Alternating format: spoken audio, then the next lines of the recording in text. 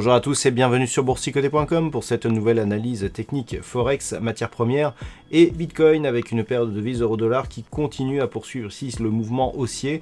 Mouvement haussier qui a été initié ici avec un contact sur la zone des 1.0990 qui faisait office de retracement total ici sur cette dynamique qui avait été anticipée ici par la rupture du retracement à 61,8%.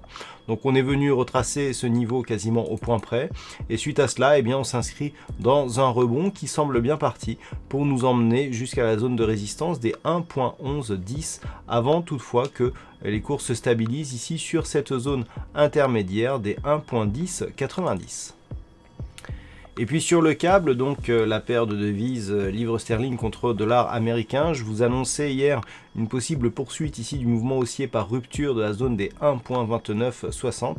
Et bien force est de constater que cette zone n'a pas cédé, on l'a testé ici à plusieurs reprises, on s'est même inscrit ici plusieurs fois au-delà de ce niveau, avant finalement que les cours ne refluent et ne reviennent ici vers la moyenne mobile 20 exponentielle. Donc on peut voir qu'on a eu quasiment le même comportement que lors de ce précédent test, donc on pourra même éventuellement relever ici la résistance de quelques pips. Alors qu'est-ce que cela veut dire? Cela veut dire que nous sommes dans une continuité de dynamique qui reste neutre. Alors on a toutefois un petit détail à regarder. Là on est sur une impulsion qui vient attaquer ici la zone de résistance, on revient sur la moyenne mobile 20 exponentielle.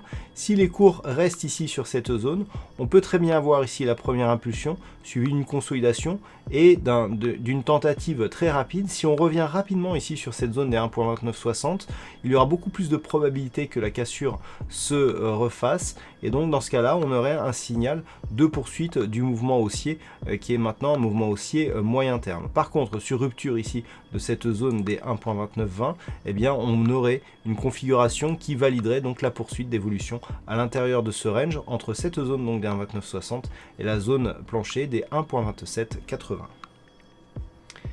Et puis sur l'or, on est ici sur un retour en pullback, à savoir ici la rupture de la zone des 1474 $ l'once.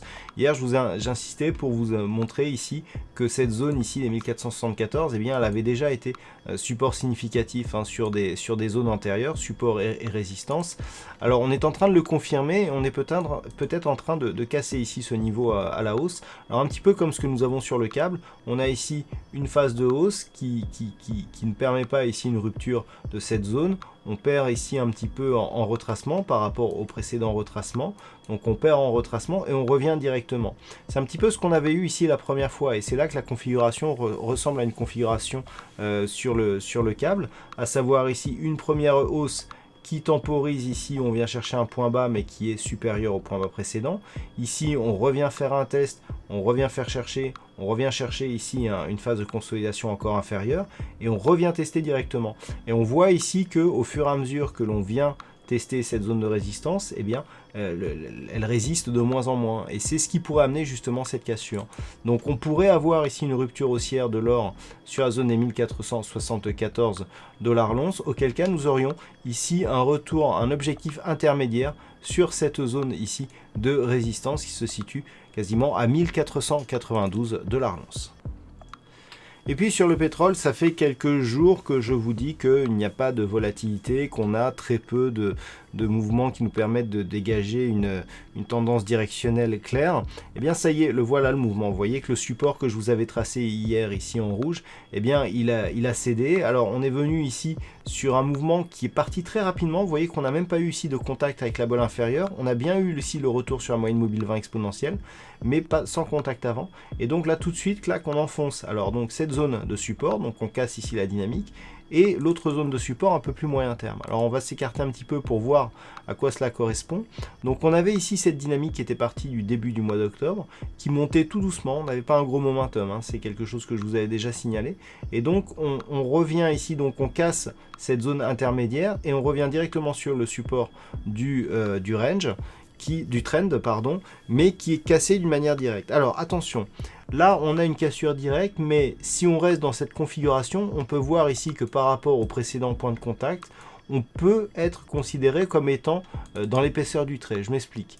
Si on a ici une cassure qui peut paraître volatile d'un point de vue très court terme, d'un point de vue un peu plus moyen terme, on manque encore un petit peu d'amplitude pour totalement valider cette cassure. Donc il va falloir surveiller l'évolution des cours ici des prochaines bougies, si on reste collé ici à cette zone, on peut objectivement penser que nous sommes en fait en train de tester ce support, et dans le cas d'une deuxième accélération baissière, là effectivement il y aurait rupture. Par contre, si on est ici sur une configuration, on vient, on teste et on remonte, on pourra considérer et repositionner ce support. Donc pour l'instant, on est sur un test appuyé, mais qui n'est pas encore suffisant pour valider la sortie de la dynamique moyen terme. Nous sommes toutefois sur le bas ici de ce trend. Et puis enfin, sur le Bitcoin, nous sommes toujours ici dans une perte de valeur. Donc on avait eu ici cette forte hausse qui n'avait pas permis de valider la reprise d'une dynamique haussière. On est venu ici casser cette zone des 8935. Et puis on suivait ici la zone de résistance un petit peu à distance. Alors on s'est vraiment rapproché de cette zone. Et d'un point de vue global, on pourrait presque penser que par rapport ici à cette résistance, donc moyen terme, on est en train de faire un retour ici sur cette zone qui agit désormais comme support. Alors, c'est ce que l'on pourrait dire, et du point de vue de la configuration court terme, c'est encore possible puisque on peut avoir ici une poursuite de mouvement haussier tant que les tests de cette ancienne résistance comme support se font au-dessus du dernier point bas significatif. Le dernier point bas significatif, il est là. On est proche ici du support des 7400 $. Donc si on repart ici à la hausse et que l'on a une belle rupture ici des 8935, on peut encore valider un changement de dynamique. Par contre, si les cours ici reviennent sous cette résistance oblique ou cassent la zone des 7400 points, cette configuration serait invalidée. Donc pour l'instant, on va surveiller ici l'évolution du Bitcoin.